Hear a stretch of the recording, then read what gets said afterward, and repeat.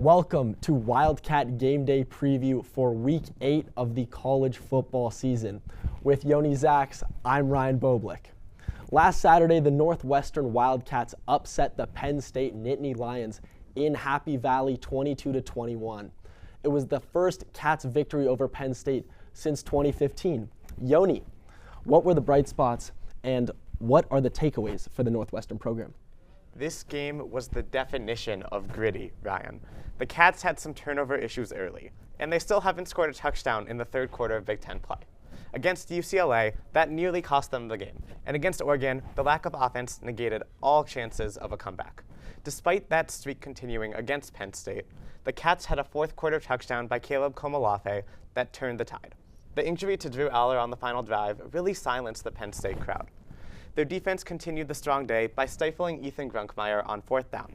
That ended James Franklin's Penn State tenure on the worst of notes. You know, I reached out to my friend at Penn State, and she is not feeling great. She said she's moving on to hockey season. So, as a hockey fan, I think she's making the right choice. Back to the Cats. Ryan, do you think the Cats can keep the momentum up against Purdue? The short answer is yes. The Cats are at home facing off against a struggling Purdue team in what will hopefully be a packed stadium with Parents Weekend. Purdue is currently 2-4, and they actually opened up the season 2-0, but since then, they've been on a slide, losing their last four to powerhouses USC, Notre Dame, Illinois, and the not-so-powerhouse Minnesota. This Minnesotan has to agree with you. Purdue held the strong Gopher running game to 30 yards on the ground. The Boilermakers couldn't pull away in the tight game, however, with quarterback Ryan Brown throwing 3 interceptions, including one in the fourth quarter that Minnesota took back for a touchdown. Purdue's offense completely sputtered after the first half. They scored 3 points and failed to capitalize on a goal line chance with under 2 minutes left. Ryan, do you think we can piece together the 3 pieces of the game that Northwestern can take advantage of? Yeah, let's do it. Let's start on the offensive side of the ball. So, I'm going to start with a very cliche answer here, and say it with me, Yoni. Win the turnover battle. There you go. Okay. Perfect. Yeah, the turnover battle. That's right. When Preston Stone's not throwing picks, the Cats are winning games. All of Stone's 6 interceptions came against Tulane and Oregon. And yes, those are tough matchups, even if the Cats are able to take care of the ball. But let's flip perspectives. In the Cats' 4 wins against, I'll say it, mediocre teams, including Penn State, Stone didn't put the ball in harm's way, which allowed the Cats' offense to stay on schedule. I'm going to throw it back to you. What's the defensive key for Northwestern? I'm also going to go pretty cliche. The defense needs to do a better job at tackling.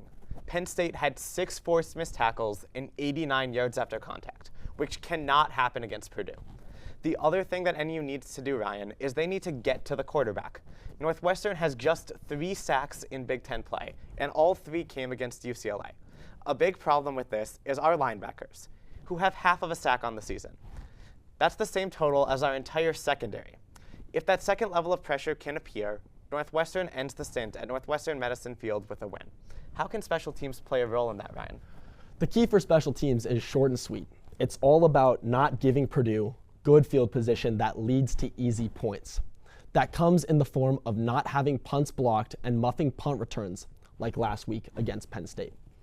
And Yoni, I think you'd agree with me when I say we didn't make any groundbreaking revelations here, which I think sums up the matchup. When a team is favored to win, like Northwestern is on Saturday, they just can't shoot themselves in the foot.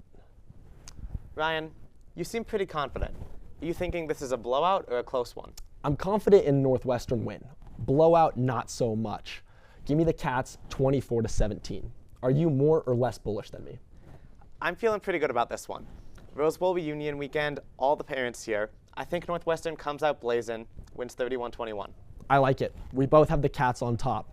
Sadly, I won't be at the game, but I take it you will be? Of course. Why would I miss it? Perfect. That means you've admitted to being at the game, and you're now obligated to answer my FaceTime call, right? Anyway, that's a wrap on this week's Wildcat Gameday Preview. For Ryan Boublik, I'm Yoni Zacks saying goodbye and go Cats.